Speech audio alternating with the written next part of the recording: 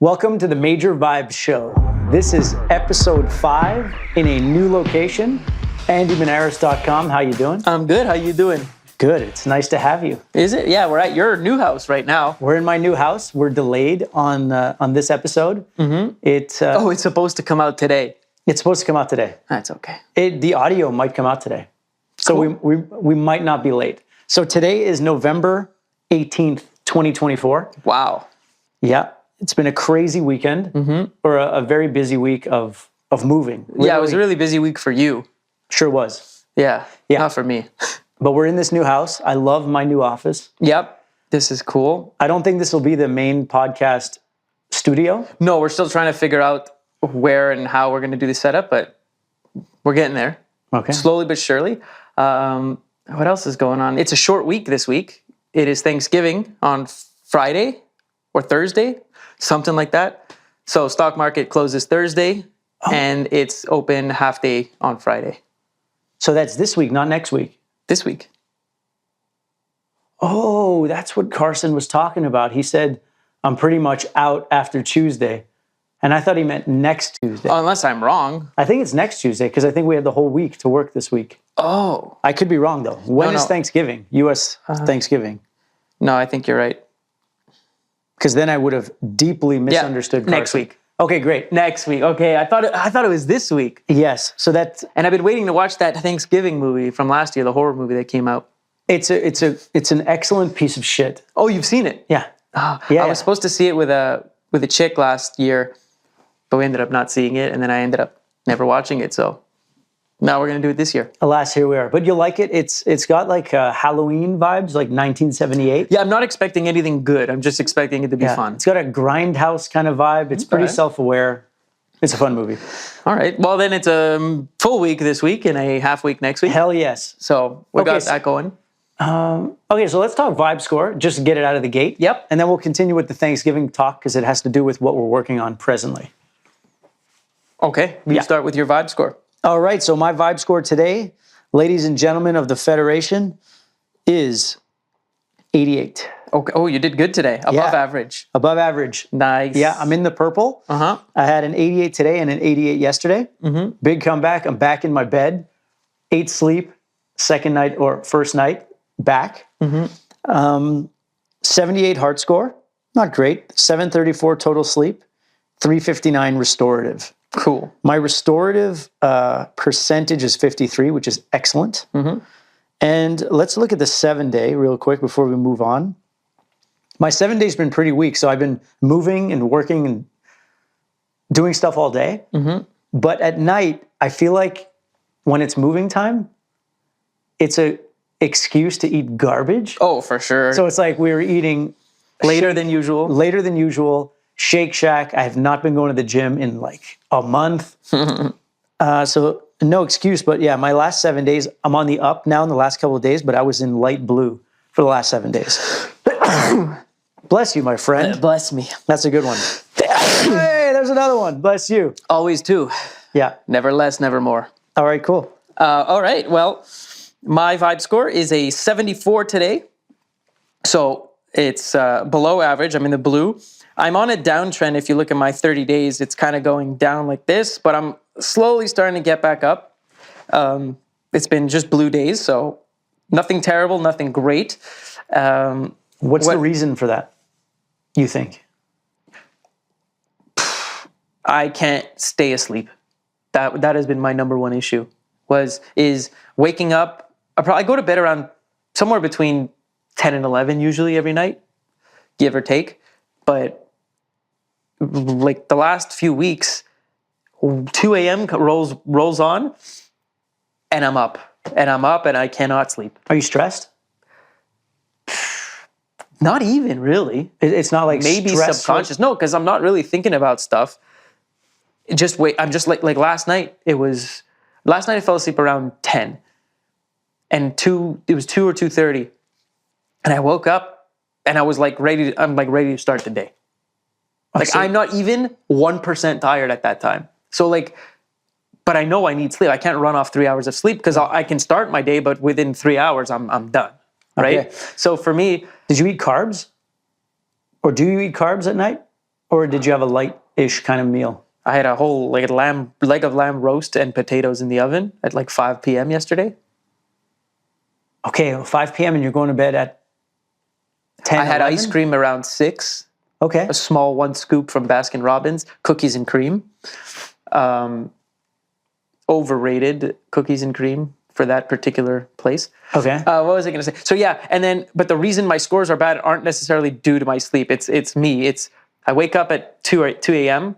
I kind of wait it out for a half hour. I try not to like look at my phone or put any in lights.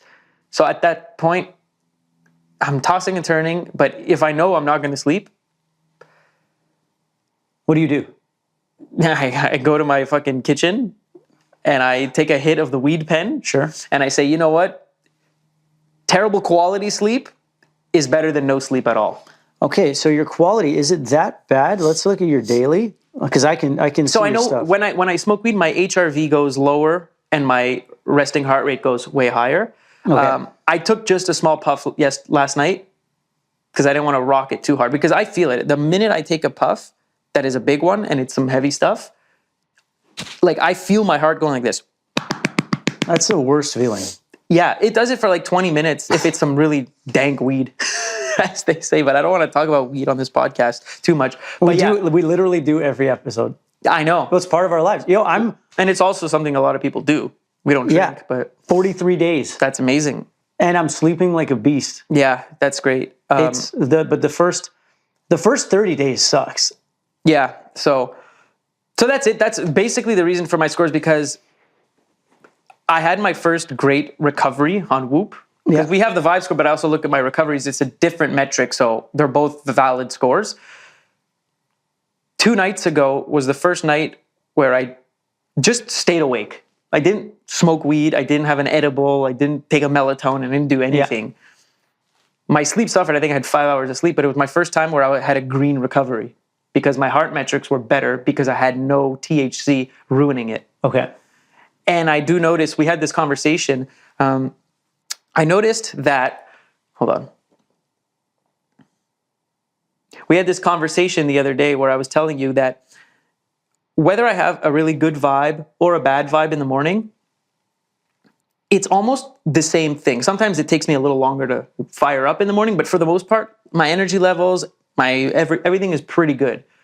But the difference between having a, let's say, above average vibe score versus a below average vibe score is 3 or 4 hours after I've started my day is when I start to crash. So right around like lunchtime, I don't eat at lunch, but I start to kind of get deflated, tired, less creativity. So the morning I'm pretty good, but it's in the afternoon where I kind of crash a little bit. So I don't know if that's the same for you. It is, but I remember talking about it earlier this week or a couple of days ago. I had heard that whether you're well rested or not in the morning, first of all, your cortisol levels, your stress levels are tweaked in the morning to make you boost out of bed. Okay. So that's a thing I just saw today, and I kind of knew it. But also, I think when you're not well rested or well recovered, you have more adrenaline or something like it in the morning, which would explain why you have that momentum and energy, but why you like totally fizzle out. Yeah. Later in the day. And I think it's going to be super cool to be able to have, let's say, that discipline meter or that something meter that we're going to have that starts full. Its top will be your vibe score. Pretty much. So let's say you're at 75, but it'll start moving down, and we're going to figure out the science to that after we raise $40 million. Yeah, that would be very cool. Someone give us a lot of money so we can do this stuff, please. I met with an investor broker today, and she was like, 500,000 is like way too low to ask. That's what I was thinking. She's like, 5 million is the minimum you should be asking. Not really for a pre-seed startup that hasn't even gone through like a family, friends. I've been in this quite a while. So have you. You don't always hear of someone going in round one immediately. Yeah, but this is the greatest product that ever existed. I know. We just have to convince others that it is, right? Yeah. So the networking has begun, and so I'm back on LinkedIn. Actually, I was never on LinkedIn. And I always had a bad taste in my mouth with LinkedIn because it just felt really kiss-assy. Just, Joe is celebrating 19 years at whatever. But now that I'm using it, and I'm connecting with people who are like-minded and who have similar interests, and we're in the same verticals, I'm actually enjoying it. I'm actually way reduced on Instagram, which is better. LinkedIn is way less excitable. You know, there's, you know, you don't have tits bouncing in your face on LinkedIn. No, you don't. You definitely don't. And there's people who are into like sleep stuff and like all the interests that you're into, they build their businesses around. So, so far it's been great. I've been connecting with people and I'm really enjoying the LinkedIn experience. Great. Yeah. And I was so not a LinkedIn person. I always filled in and made it look pretty, my profile and everything. That's what you do. It's what I do. But actively using LinkedIn was never for me, probably because there were no tits bouncing around. For sure. Everyone needs a reason. Yeah. Okay. So the Thanksgiving. Yeah. So going back to Thanksgiving, Carson, the man, the myth, the legend, who has our developer. We should actually talk about Carson's score today. So if we look at Carson's score, it's a 94. But what's insane about this, he had 10 hours of sleep and he had 63% restorative with 6 hours, 22 minutes of REM and deep. How old is Carson? 24. It's funny though. The young people, we've got two youngins, Carson and we got Charlotte on, right? Charlotte's 25, Carson's 24. She had 9 hours, 25 sleep, 4.5 hours restorative, 100 heart score. Very similar stats to Carson's are even crazier. Yeah, but she had a 100 vibe score today. Yeah, she had a 100 vibe score. Shout out Charlotte. Yeah, very good. So is it easier for younger people to get better scores because they bounce back quicker? I don't know, because we've only kind of been testing with people around our age. Like 35 plus. Like 30 to 35. Yeah. Other than mom. But it's true, maybe we should get a little more different age groups to test. But a few of the people we're bringing on in the coming weeks are, they're closer to that age, 25, 26, 27. Yeah. Because I don't know those answers, but it's cool to see and gather that data. So good job, Charlotte and Carson. And Scotty. Yeah. Scotty's always on fire. Scotty's great. He had a 10-day streak. And if you join Pair Beta, you can come in the group leaderboard and you could see how Scotty's doing. He had a 10-day in a row in the purple. Yeah, and then he's lost on the weekend. Which was, and it's a light blue. It's not even a red. And and his reason was 11-day streak was too long. 11-day streak was too long, but also... No. He said he decided it was too long. He said he needed a light blue day. So was... But he also just spent the weekend away with like 7 other couples and their kids and stuff, so it made sense. But I'm curious.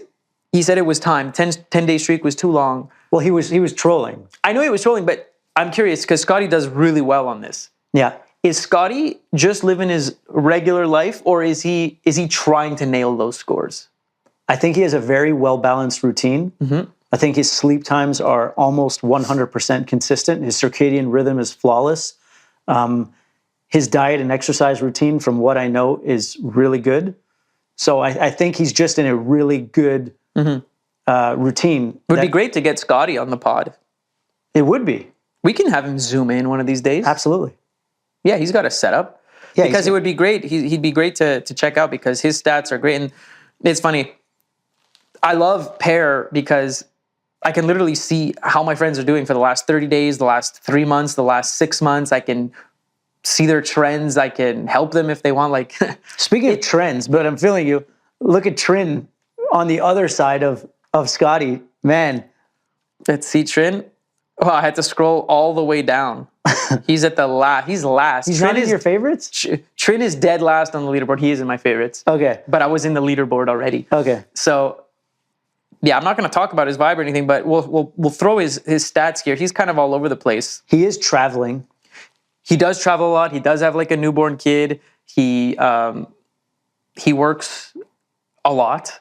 So, but that's normal life. Like not everyone, the thing, and I think the reason so many people, they're very excited about Pair, but so many friends of mine who didn't really know what I was doing, not like my best friends, but IG friends, acquaintances, they were like, they're so scared to come on. They want to come on, but they're like, my scores are going to be so bad, like compared to yours or whatever. I'm like, no, man, we just post, like we post on our stories when we have like a 95 or a 25, you know? Yeah.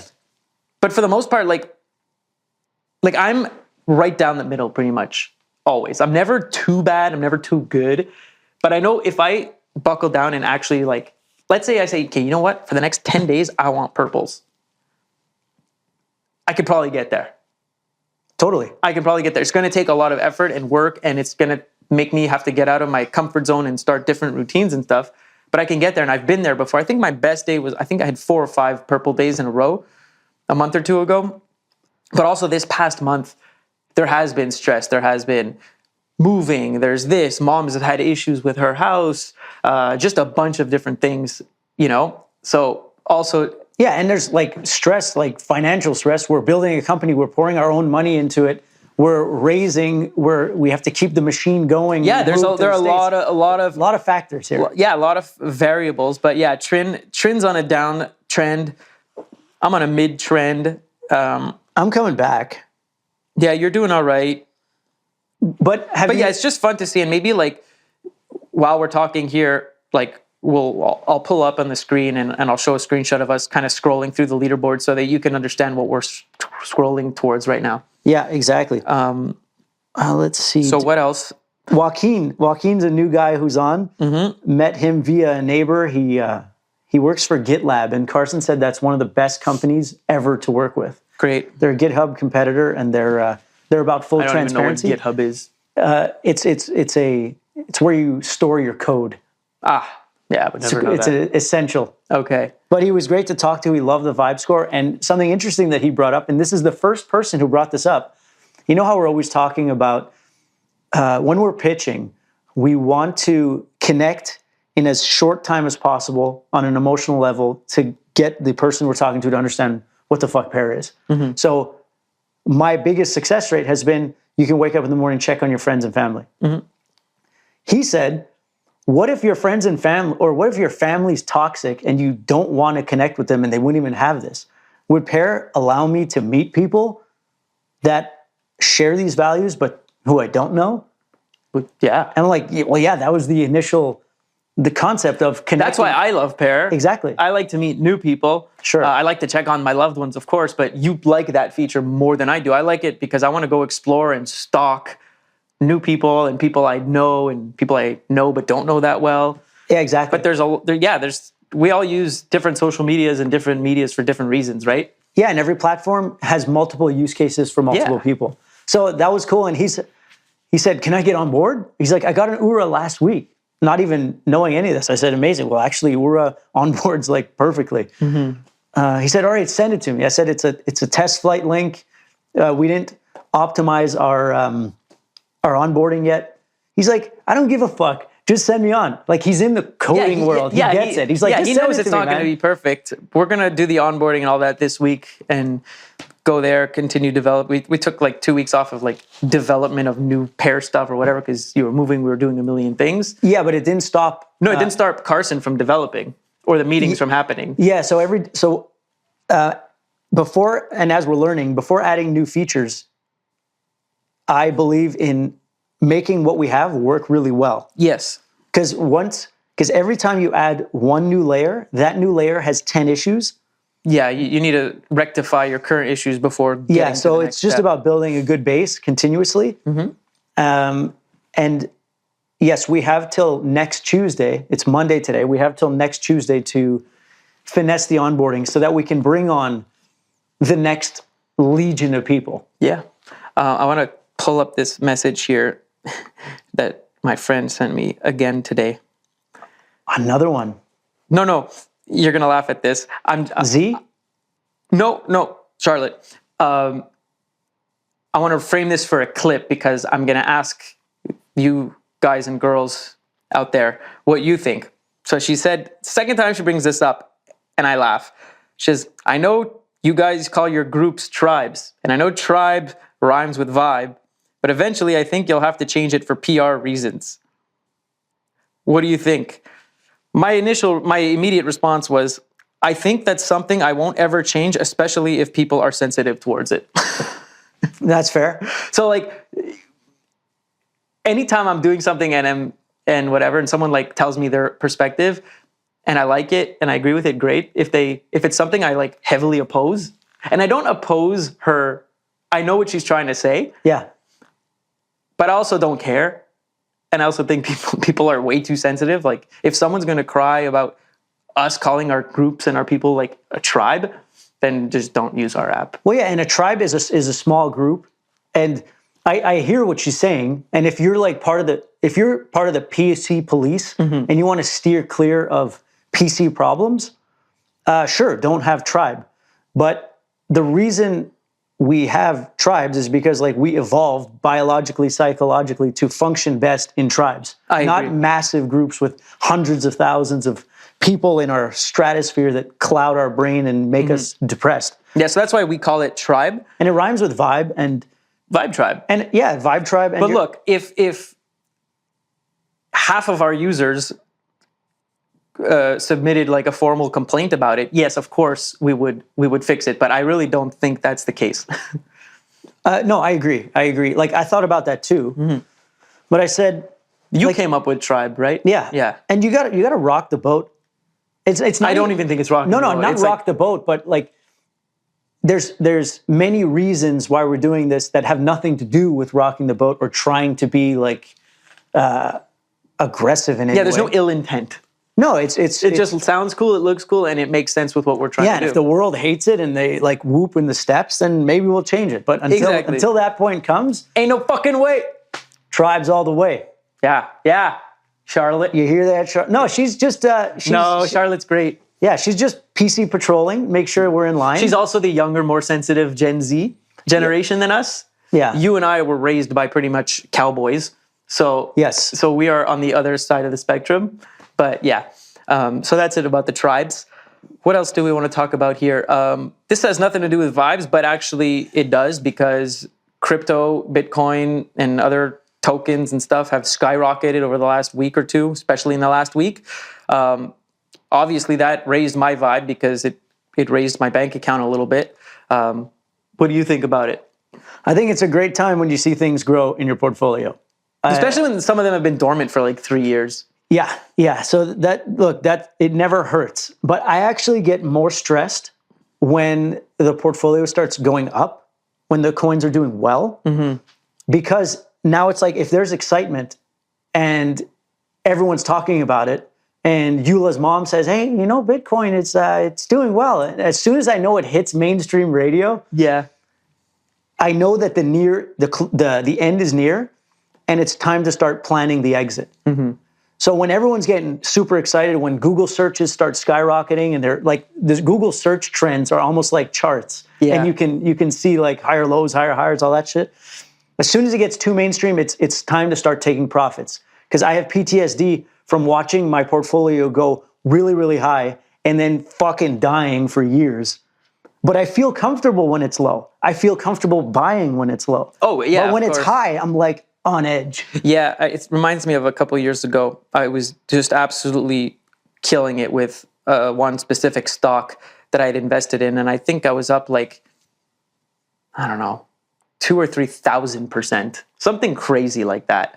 And then I'd call my mom in the morning. I was in Florida, living in Florida at the time. It's like, "Mom, you see this? You see this?" I sent her a screenshot. She's like, "Andy, sell it.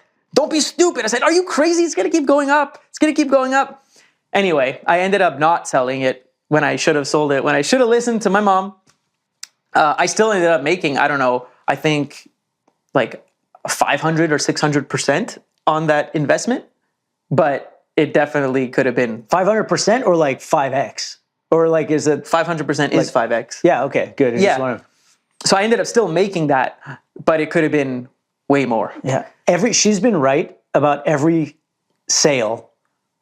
Like, because we're so involved in our weird niches, in our little cults of this or that when you have completely complete perspective on it, like mom would. Yeah, totally outside perspective. It's always very healthy perspective. So taking profits is super important. Yeah, taking profits is important. Everyone, and there's no right or wrong. Everybody is in a different like situation. I have friends of mine who are like, "Yo, like I'm up X amount. What do you think I should do?" I'm like, "Well, you've been complaining to me for the last 2 years that you're poor and you're broke and you're struggling. So why don't you take a little bit of what you need, maybe, pay for things, maybe pay off a little bit of debt, but keep most of it and let that grow or whatever. You can let things ride all the way through. You can sell for the eventual dip and then buy it again low. It's everyone's strategy is different. Really depends on what you're trying to achieve. Yeah, are you short term or you long term? Are you not financial advice by any means? No. But yeah, it's just like. And what is your life situation? Mm-hmm. And like we have fun doing it. Like I love trading stocks and stuff like that. But I like to trade it. I like to swing trade it. So I don't hold on to something more than like 2 days to max 2 weeks, right? That's where I'm comfortable. It's always different. I'm more long term. Yeah, it depends on the type of asset it is and whatever. But, yeah, well, look. But anyway, all that to say is that it's not a crypto or finance channel. However, when there is euphoria in the crypto world or in the finance world, the economy, that does transcend to your vibe. It definitely does. Having financial security definitely increases sleep quality for sure. When you have an underlying stress, so like that came kind of at the right time, because we're putting a lot of money into Pair. Cost us an absolute fortune to get our visas and move to the States legally and properly. So no complaints or anything like that. But yeah, crypto's going up, so things are nice. It's nice to see your levels increase. Yeah, and another side thing is the reason for that. It was all initiated by the Trump election. win. Yeah, the election, because he's like a pro crypto president. Mm-hmm. Something like no taxes for American cryptos and stuff like that. So he's pro crypto and almost his entire cabinet that he has chosen over the last 7 days, which is another crazy topic we're not going to talk about today. It's like the Avengers. Yeah, it's like the Republican Avengers. The Republicans are happy. The Democrats are very not happy. It is what it is. We're not a politics show. No, I know, but still. No, I would one day have my own politics show. That's what's like, there's no denying that's what sparked. 100%. And if someone's going to get mad at that, then they... No one. It's like tribes. People are going to get mad at what they're going to. But we're not here to talk about that. We're here to talk about Pair and our lives and our worlds and what we're working on, because we're documenting our journey. Like in 10 years, we'll be able to look back at this podcast and this fugazi setup, and we'll be like, yo, look at us, all cute and young, talking about this and that and crypto or whatever. Yeah.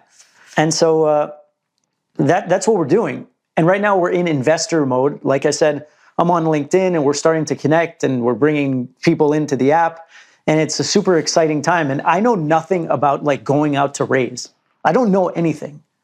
No, well, we've been on the other side of that, right? Yeah. We sold our business a few years ago. Even before we had sold our other business, we were starting to get into the startup world and the investor world because we had some money and we wanted to place it in, promising young startups. Promising startups or funds or investments, and we've done some good ones and some bad ones. But we've always been on the side where we're putting money somewhere. Now we're actually asking for money and raising money. So it's a different dynamic and it's a whole different skill set, one that I don't really have. So, well, I think you do. I just don't think you've practiced it in that way. Yeah, I haven't pressed my full, like my corporate. Yeah, and we've talked about this before. There's like almost like a fear of asking for money. Yeah, I don't like to ask for money. So I think that's like an innate like ego thing that we both are in the process of conquering, because we've always been in a position of power, of financial power. Yeah. And now we're in a position where we are seeking it. But I frame it, it's all about how you frame it. I frame it as we want to find investors who align with our goals and our mission, who are just like we used to invest. They will be investing in us for a potential of a fantastic return with an amazing impact on the world. Even the billionaires of the world are asking others for money. Elon raised to buy Twitter. Like exactly. See how it's a stupid psychological It is a stupid psychological thing. Like even stuff where like, let's say I want to promote something and like I feel like an idiot going onto Instagram and like talking too much about like Pair and like I don't want to bother my followers. But like then I'm like, I look at my favorite people who are in bands or actors or influence, like high influencers, not like junk kind, and they're promoting their own products Like they're doing that. These people are multimillionaires. Some of them are billionaires, and they're still going out. Hey, this is my new book. Check it out. Like they're doing that, and they're like the most rich, successful, established people. And I'm feeling like an ass trying to promote things to my followers. So that's a you thing that you're working on. I know it's a me thing. It just because it would be like saying, oh, because we're I don't know, Shell gas station, we don't need to market. Yeah, we don't need marketing. Because marketing, the conveying of your message to the people who align with you most, like your followers, like it's not like you're trying to sell them a course every day. You're entertaining them, you're answering questions, you're engaging, you're providing them value in some way. But if you have something that you're proud of that can legitimately help them make their lives better, don't be scared. Don't be scared. It's like you're an amazing guy. You've got an amazing message. You've built an amazing product. Yeah. It's like, talk about it. Don't be shy. My other thing is I like to talk about Pear and what we're doing and everything, but also don't want to talk about it too much at this point because I can't get people on, right? I can't say like, join the App Store, and I don't want to like pump up people, excite people, get on this, and then for 3 or 4 months, I have nothing for them, right? That's why we got to do the podcast every single week. Because and I always have to, for me to be able to do something properly, like I've explained to you with like the fear of asking for money, all those things, I like to frame it in a way and give myself a narrative or a story that allows me to buy into it so that I can convince myself to do it. So I know that the best bands, the best brands, the best everything in the world have consistently outputted their authenticity for years on a weekly basis for years. And the more you do that, the more you spread the seed into the consciousness of what you're doing. The more you spread the vibes. The more you spread the vibes. The more you spread the vibes, the more they'll return to you. So right now, if our product really is the show, is the vibe, and I want to make it more exciting. I want to have like the theme song. I want to have like the clapping. I want to do some like fun stuff. This can be something that people look forward to. We're giving a reason to people, or a reminder perhaps of why to stay on track, or why to work on sleep, or why to get an URA if they don't have an URA, or a Whoop, or whatever that is. I think it's super important. And this is like us giving and giving and giving. And then when it comes time to download the app, which will be free, we've built the rapport, we've built the excitement. It's like you watch Power Rangers and then the toys released at Christmas. You're like, yo, let's get it. I need those. So that's why it's super important to bring people on and talk about it. I think in this interim where we can't add people on yet, is build the excitement for that via the podcast, via the posts. And we're kind of carefully selecting our beta testers, not just to be like friends of ours, but also to be like power users, people who like swear by the code of the Whoop or the URA or the wearable, because they're gonna help us. How do I say it? Get the product to where it needs to be. Like we create the product, we develop the whole thing, the look, the feel, the features, but we need to see how other people use them so that we can continue to develop and fix what we currently have. Because every time you're working on your own thing, you always think it's the best, right? You need other people's perspective. You don't have to necessarily listen to every single thing they say, because everyone is going to have their own way of doing things. Yes. But constructive criticism and points are definitely good. So that's why we're carefully crafting who is kind of beta testing right now, because we want them to be really serious about the product. Because I can just get friends on it, but I want people who kind of swear by the code. Yeah, exactly. And we got, like, just an example, before the new onboarding process is set up in the next 10 days, it's a little ugly. It doesn't really explain anything. It's just very functional. Yeah. So I said, let's throw on Topa's brother, Samuel Topa. Is he on? Yeah, he's on. Nice.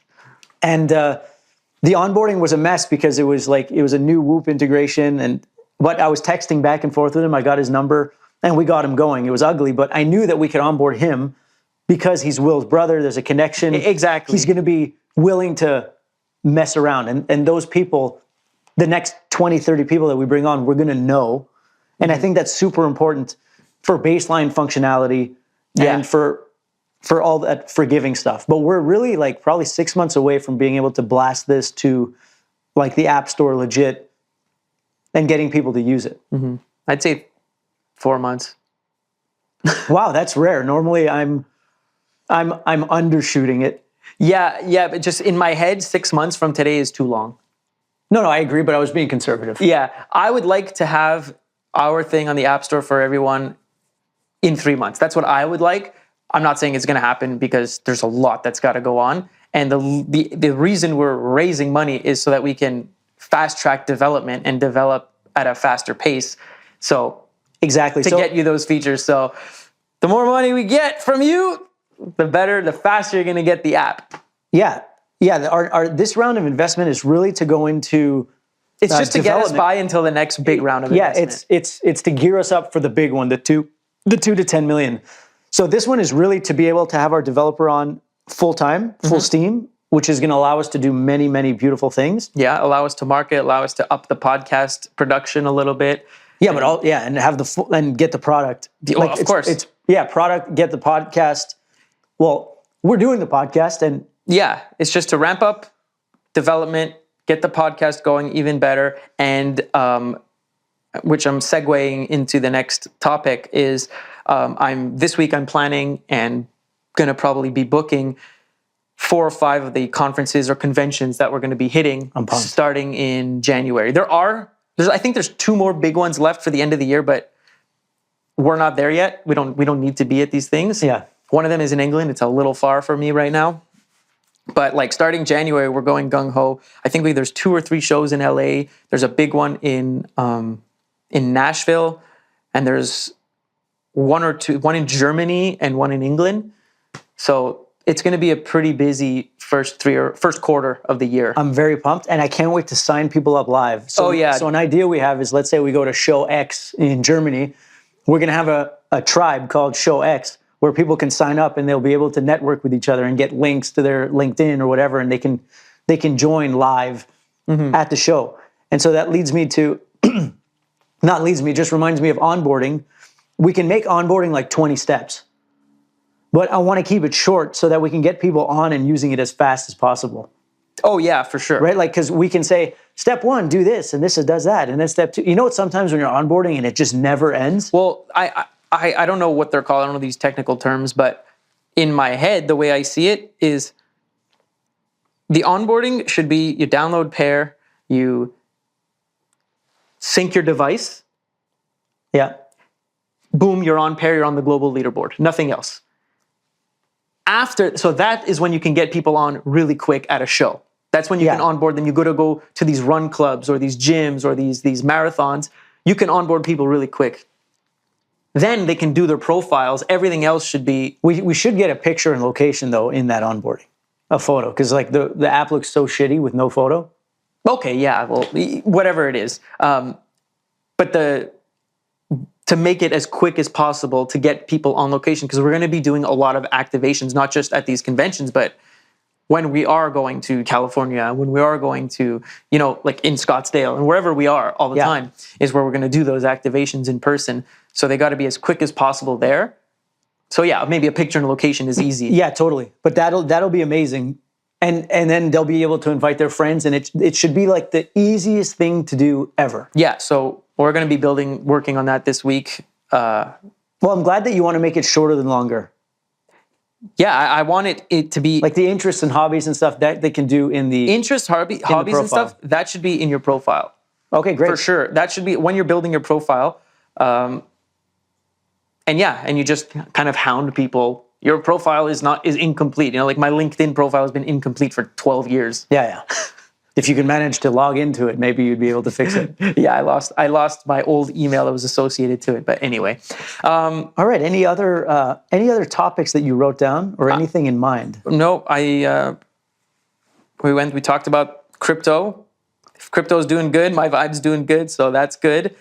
We spoke about conferences, conventions, onboarding. I love that, and I'm so excited that you already like made a list of such epic shows that are directly in line with what we want to do. Yeah. And alignment is everything. Well, yeah, because you go to these, like I can go to like a business or startup convention type thing or any type of business tech convention, whatever. But if I'm just talking to regular business people, for this particular product, you need to you need to know about this lifestyle, the wellness lifestyle, health, and everything that goes around it with the wearables and stuff. If you're just a regular business person who doesn't live by this, you're going to have a very hard time investing in it. Yeah, because and I think I said that on the last podcast. It's like when Strava did it, they didn't go to like you're any investor. No, They're going to people specifically within the health and wellness place because you're saving yourself a bunch of meetings where they're just going to say, I'm not interested. And you're going direct to the people who totally understand what you're doing. Totally. So that's what we're doing. And the call, like, for example, the call I had today, it was kind of a raw dog call from LinkedIn with a broker who sets up meetings and stuff like that. And I had to explain what a wearable was and what sleep tracking is and that people do. And like, I managed to do it in a couple of minutes, but it's a tremendous waste of time. I think to me, if I have to explain to an investor what a wearable is, I'm not even going to have that call. I think it's not even worth having a call, right? But I'm more of an impatient person than you are. No, but it just makes more sense. But I had the opportunity to jump on a 20-minute call with someone. It's I'm in the phase where I'm talking to everybody. Yeah. But obviously the ones that we're really searching for and focusing on are people who are, investors who track, who have invested or posted about health, wellness, or sleep or stuff like that. And it's amazing what you can find. Yeah. And hey, I think our last podcast on YouTube got 18 views, maybe 21. So if y'all want to start sending us merch and like cool stuff, we got 18 to 21 viewers. Yeah, we can get you a lot of return on investment on that. I thought we did way more than that. I thought we were like 35, 40. Either way. You were 100% off. It is what it is. Anyway. No, but it's the beginning. And oh, yeah, I love it. And it's funny because I know a lot of people who want to start podcasts and do this and do that, or start their social journey or their self-branding journey, whatever it is. But they're like so afraid to post a reel that gets 7 views or no comments. And then like they'll delete it and post it at a later day and they get even less views.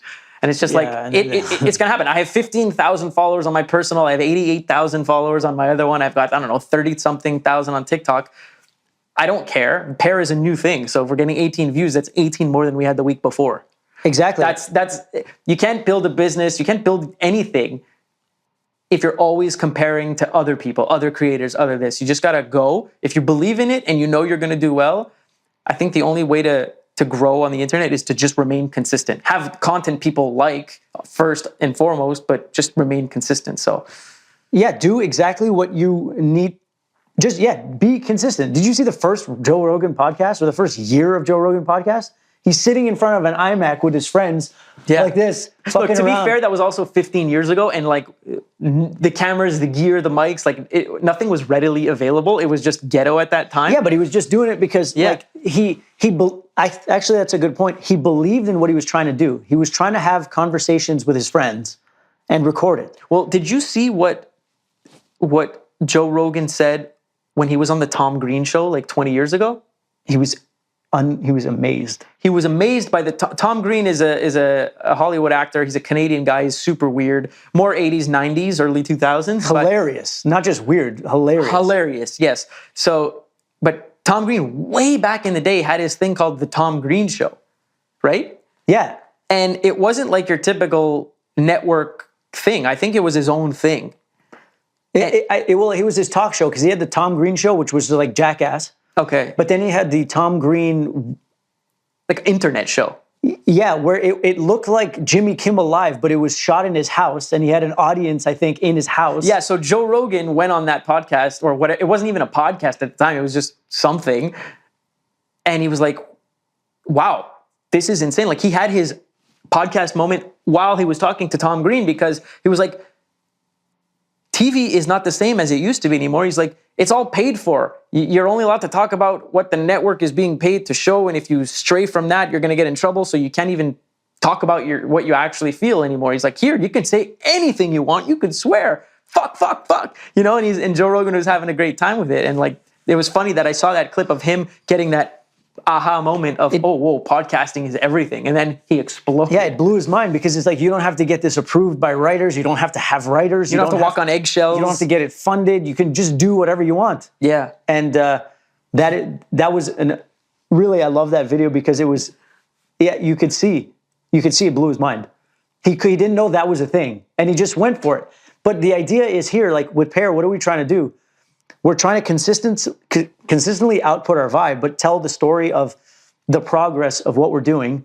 And as long as we have a good enough reason to keep going, then that's all that matters. If the reason is views, then you're going to end up finding that we're only going to start posting the stuff that gets the most views, which is going to be the most trendy stuff with the song of the week and that kind of crap. And then you fall in line of all these people who are hitting the same thing, where if you're just going in a straight line, you'll get so much further in the same amount of time than if you're going like this. And what a certain politician said this week was that mainstream media is no longer mainstream. Mainstream media is the corporate media. It's all bought and paid for, and you have to really watch what you're saying. You can't always tell your truth. You have to go by what they want you to say. Whereas now the mainstream media is us, is Joe Rogan, is the people of the podcast, because we're talking directly to you. You're talking directly to us. We're humans to humans. We face the same problems. We have the same issues. If we're just listening to like newscasters and politicians and celebrities, like, to be fair, these people are the most out of touch people. So they are not the mainstream. And they're always pushing some sort of agenda, whether it's the one you like or the one you don't like. It doesn't even matter. They read the script. They know, people are becoming aware that they're being pushed, right? When you're watching a movie or a podcast, you're watching it because you want to watch it. You don't want to be told other mixed messages while you're watching a thing. So I think we are, and the podcasters are the mainstream media now. It really is. And for anyone who can take in more than 13-second content, there's a lot of people who choose their number one method of taking in information is authentically through podcasts and that's stuff the like thing. that. It's a good word, authentic. It's just, who's really authentic on the news? Like, I haven't watched the news since I was, I don't know, 12, 13. Well, because even on it always radiated in my brain, Because they all speak like this, and now reporting and all that, and they're always, it's not chill. It's like high inflammation content. I know for a fact. Burns me. I would love when we have like tens of thousands of people on Pear, we can say, hey, we're doing a test. Everyone watch the news tonight, and let's see your vibe tomorrow morning. Yeah, it'd be great to run those tests. You go to bed with all this like chaos and noise and like KFC ads. And then right after the KFC ad is some pharmaceutical ad. And then Burger King, and then another like depression ad, like pill that like, it's try insane. this. Side effects may include your neck falling off. Try eating well and sleeping. That'll save like 80% of your problems. Yeah, but it's so funny. It almost seems like a absurd, bizarro world where the ads are like the thing that gives you the disease, and then the solution for the disease, and then the thing that gives you the disease, followed by the solution for it's so crazy. I get it from a financial perspective. Here's the thing that will cause you to be sick, and here's the thing that will help you feel better. In Formula One, they no longer allow tobacco ads on the cars. Like Marlboro looked so good. Yeah, Camel, Lucky Strike. Like they all look so good on the cars, but now those are gone. I feel like as we become a more conscious society, certain ads will not be able to exist. Like fast food ads will not be legal. Things that like literally directly impact your health or are proven severely unhealthy will not be able to be on air anymore. Yeah, and as they should. However, with Formula One, as soon as they took out all the cigarette sponsorships and ads, the cars became super ugly. And half the teams were going bankrupt because they were funding pretty much all of Formula One back in the day. It was alcohol and cigarettes, tobacco.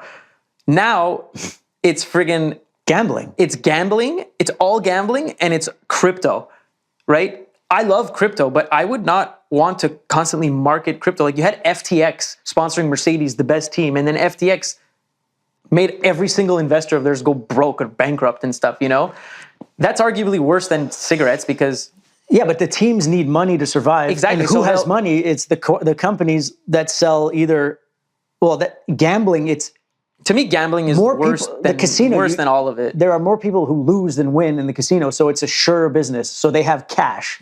There's always going to be a percentage of people that thrive Yeah, like- in these things, but Most people, like a lot of the crypto YouTubers and stuff, they always give you, you get $100 to invest on this trading platform, where you can leverage long and short and all this stuff. And those companies kill it because most investors don't know what they're doing and they lose money. Yeah. Like those businesses are so profitable because people are going broke on them. of course, it's like it. It's all the vices. It's sex, drugs, Yeah. alcohol, gambling. You know the Haktua girl? Yeah. So you all know the Haktua girl. She's like, I think she's like 21 or whatever. Other than the actual reason she got famous was for the Haktua thing, she's quite a charming, super good vibe, happy girl. Young, she's 21 years old, doing her thing.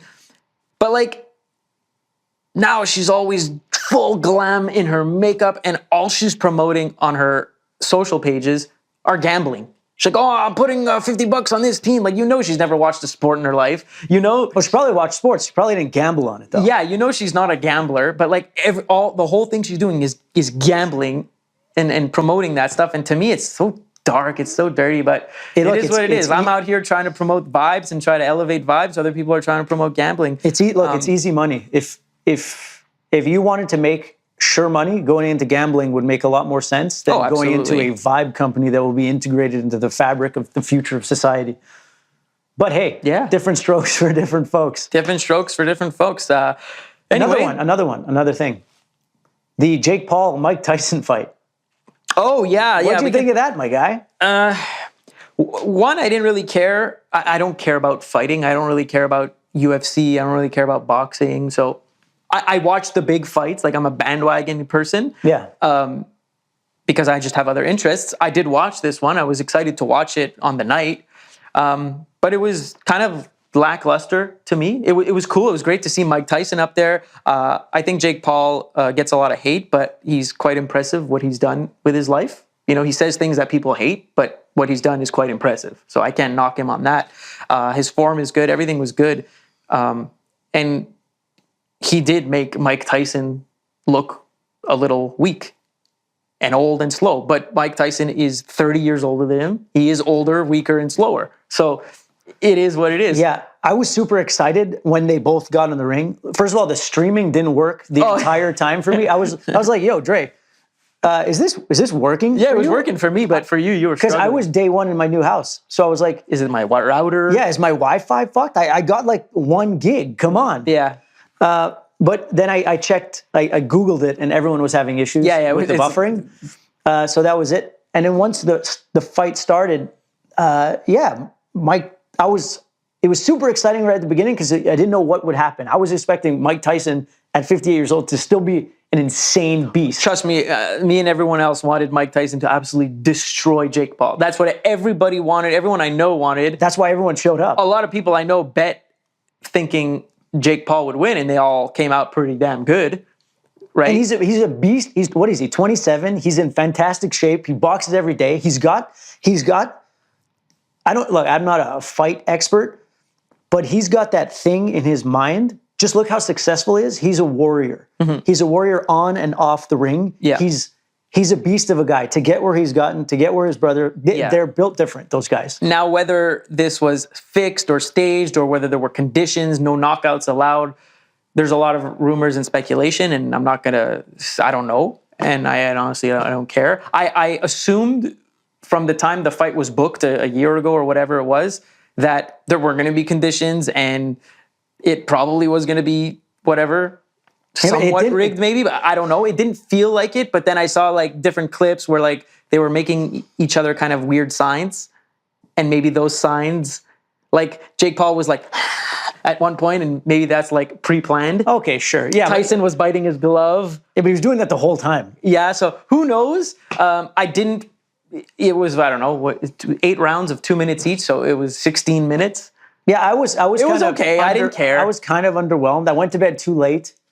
So it reminds me of the time where we went, like, I don't know, 5, 6, 7 years ago to Vegas to watch Conor McGregor and Floyd Mayweather. And I didn't watch boxing or UFC really at the time. I still don't. But damn right, I wanted to go to Vegas because being in that arena, just the energy in there is worth the whole night itself. I have a lot of friends of mine that were at the Tyson fight, and they all said the fight was crap, but they all had an amazing time. They all had an absolute blast. The lead up, you meet your friends. It was in Dallas, so a bunch of people, different cities. You meet up, you go out for dinner, you have some drinks, you're having a great time. You get in there, the energy is just insane, and so that makes everything worth it. I would rather go to those events than just watch it on TV because I don't care. But it was fun. It's like Formula One. It's the hype of the week, and that's the excitement. And sometimes the race sucks. Sometimes the race is great. You never know. But also another thing, I saw Tyrone Magnus, shout out Tyrone Magnus, talking about it, was that Mike Tyson had to cancel the fight. It was supposed to happen this summer, I think, but he had an ulcer that almost killed him. Yeah, I remember. So he almost died. Yeah. And had to rehab himself. And then he fought. Because his legs looked frail. I was kind of I felt bad for him. Because I knew he's a beast, but it looks like he wasn't, first of all, yeah, he's old, but it seemed like more than that. Yeah. He looked like he was struggling, and I didn't like watching it. Yeah, but he made $20 million, so it is what it is. Hey, good for him. Yeah, he made 20 mil. Jake made 40. They're having a good time. You can't deny the hype. You can't deny the event. I'm sure Netflix will improve their streaming quality. Look, you can't improve if you don't try. And I saw a million people on Twitter and Threads and Instagram screaming about the stream and whatever. It was like, I'm deleting Netflix, bro. $7 a month gone, whatever. But if they don't do it, it's like their first big stream, and it was like the biggest fight ever, with the most amount of viewers ever. If they and it's the first time they're doing a big live stream, so give them a break. Yeah, it is what it is. You can rewatch it. It was all over the internet 1 second later in HD, so you're good. Yeah, I love the memes though. I love that. The memes are incredible because they can they could be from Breaking Bad or something random from Goosebumps in 1998, but it applies to the moment and it's a crazy look. Yeah. I just think that memes are something that society uses in the most incredible way ever. They say the internet never loses. Mm-hmm. It doesn't. No, it's undefeated. Yeah, meme culture is great. I love it. All right. I think our hour is up. Sweet. Oh, no. Battery's okay. We're plugged in. Yeah, man. All right. Well, we're going to see you next week. Same time, same place. Who knows? But we'll see you next week. Have a good day. Thank you for watching. And if you'd like to sign up to the newsletter and the Pair Beta waiting list, hit that up at pair.app. Follow us on Instagram. Follow us on YouTube to get those views from 35 to 39. And get on board with the journey. We're happy to have you. Absolutely. We'll see you next week. Take it easy.